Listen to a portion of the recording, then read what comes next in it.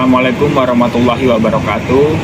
Perkenalkan, nama saya Tulus Hidayat, NIM 2102036025 dari kelas Pembangunan Sosial A 2021.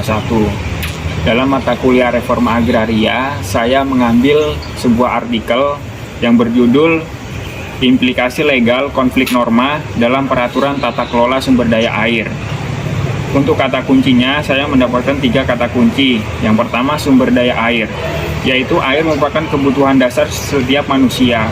Maka dari itu, air harus terjaga dan pengelolaannya harus dengan benar.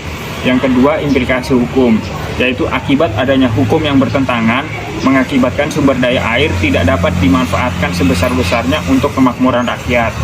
Yang ketiga, regulasi, yaitu hukum yang mengatur tata kelola sumber daya air. Yang keempat, yaitu tata kelola. Bagaimana tata kelola sumber daya air yang baik dan benar sehingga tidak menimbulkan konflik dan bisa dimanfaatkan oleh masyarakat. Kemudian untuk abstraknya, saya mendapatkan 2 abstrak. Yang pertama, tata kelola sumber daya air, yaitu penataan desain tata kelola sumber daya air atau irigasi, menimbulkan kontroversi dan permasalahan. Dalam permasalahan fisiologis, tidak diketahui adanya perubahan makna air sebagai barang publik menjadi barang privat.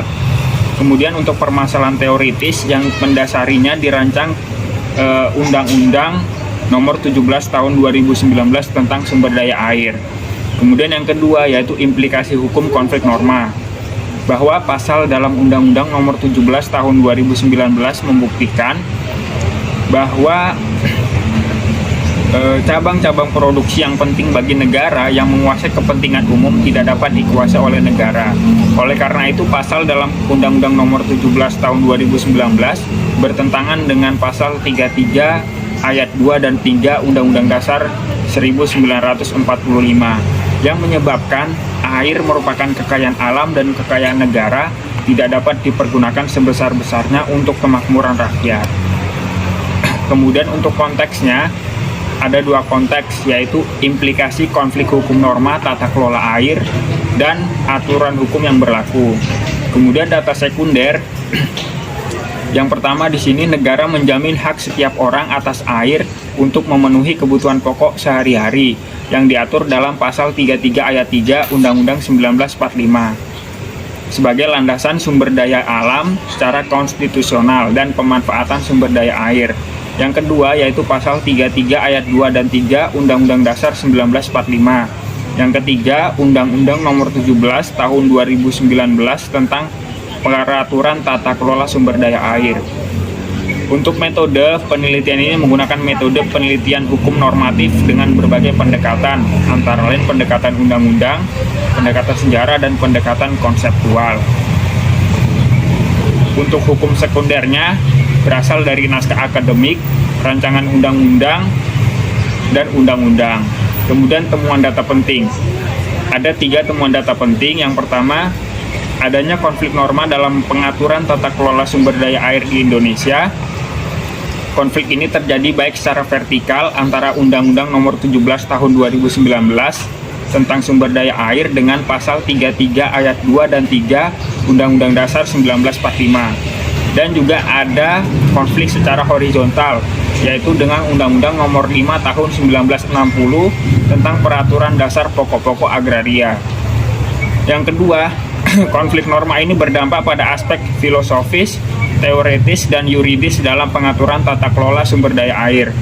Yang ketiga, pengaturan tata kelola sumber daya air melalui Undang-Undang Nomor 17 Tahun 2019 mendukung masalah baru, tetapi secara substansial juga mengandung ketentuan yang membuka peluang-peluang investasi dan keberlanjutan dalam sumber daya air yang mengurangi pemenuhan hak-hak rakyat terhadap air. Kemudian untuk hasil analisis, yaitu dalam artikel ini tentang implikasi konflik norma dalam pengaturan tata kelola sumber daya air di Indonesia. Pengaturan ini selalu menimbulkan kontroversi dan masalah. Masalah pengaturan air selalu sesuai dengan politik hukum. Oleh karena itu, masalah lama diidentifikasi, yaitu pengaturan tata kelola ini selalu dipengaruhi oleh kepentingan politik hukum. Masalah pengaturan ini, yaitu melalui Undang-Undang Nomor 17 Tahun 2019 tentang sumber daya air, mengandung masalah secara substansial, dan juga membuka ketentuan, peluang-peluang investasi dan keberlanjutan hak-hak rakyat terhadap air.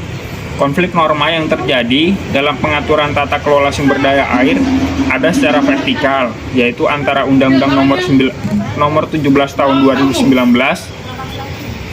dengan pasal 33 ayat 2 dan 3 Undang-Undang Dasar 1945. Kemudian konflik secara horizontal, yaitu Undang-Undang nomor 5 tahun 1960 tentang ketentuan dasar agraria.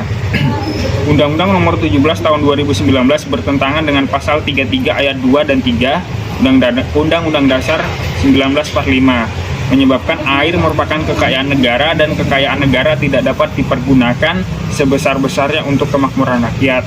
Oleh karena itu, pasal 46 ayat 1, pasal 47, pasal 48, pasal 49, pasal 51, pasal 52 Undang-Undang nomor 17 tahun 2019 bertentangan dengan pasal 33 ayat 3 Undang-Undang Dasar tahun 1945. Oleh karena itu, pengaturan tata kelola sumber daya air harus diatur secara optimal sehingga dapat memenuhi standar manfaat, kesetaraan, dan keadilan sosial.